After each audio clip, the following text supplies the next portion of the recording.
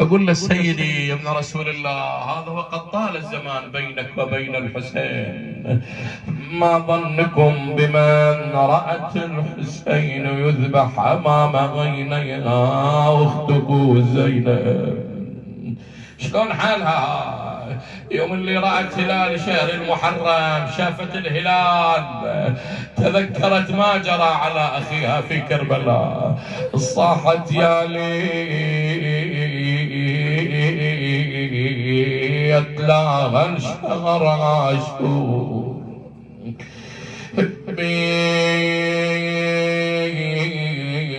من بني هاشم خلت دور طول الليل كانت تزهى وتنور. بعد يا زينب شنو صار؟ صاحت والحسين ضام الجبل مفطور ونحر بسيف الشمر منحور. يا أبا عبد الله، بعد تتذكر هجوم الخيل والرجال على المخيم، صاحت خويا لا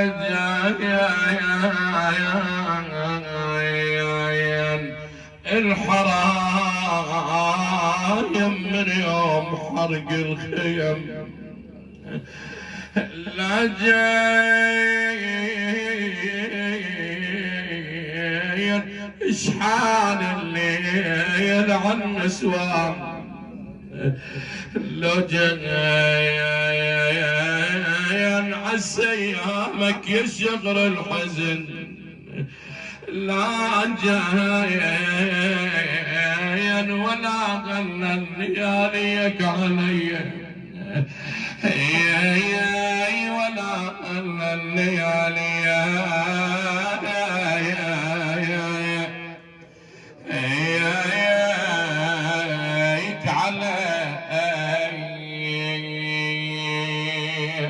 تتذكر مع زينب هالمصائب، يصبرون على ام المصائب على عما جرى عليها. صاحت خويا من تلت النسا يا حسين وانساك، مو سهل نسيانك ابا عبد الله.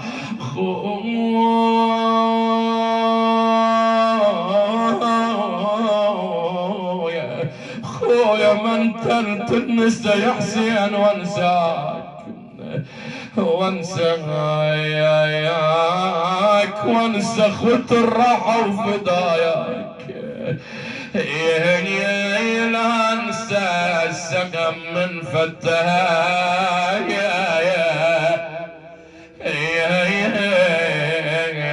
تحشايا خويا لنعاك دهر والبس اسود، لكن عذر يا زينب خويا لنعاك دهر والبس اسود،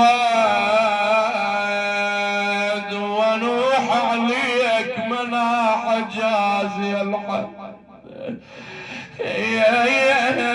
والله ونوح عليك مناح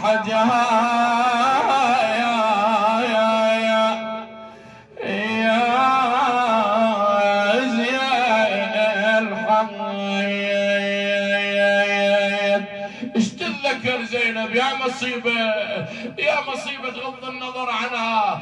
الصاحات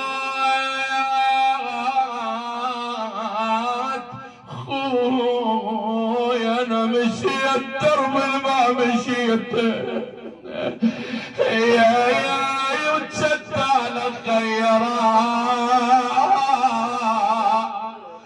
يا فقيه انا من جلة الوالي نخيت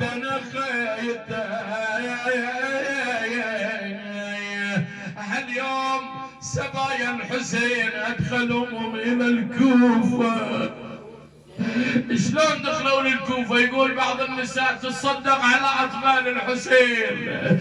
زينب صارت تخرج الطعام من افاق الاطفال تلقي وهي تقول نحن أهل بيت لا تجوز علينا الصدقة، يا بشمال الناس تتصدق علينا، علينا يا وعطايا الخلق كلها من ايدينا، يا يختلق على الغاية، يا بولي او راس على الرمح لنا يتفكر، بالامس كانوا مني واليوم.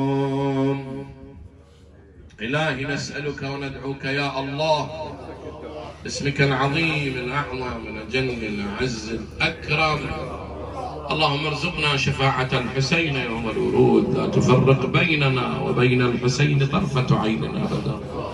اللهم اغفر ذنوبنا، استر يا ربي عيوبنا، اكشف اللهم كروبنا، اقض حوائجنا، يسر أمورنا، شاف مرضانا، ارحم برحمتك موتانا. اخوتي الحاضرون احفظهم فردا فردا، اقض حوائجهم، يسر امورهم.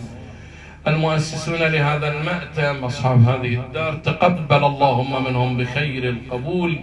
موتاهم موتاكم على وجه الخصوص العم ابو رعد، وجميع موتى المؤمنين خدمة ابي عبد الله الحسين، بلغ اللهم الجميع ثواب الفاتحة معطرة بعطر الصلاة على محمد وآل محمد. صل على محمد.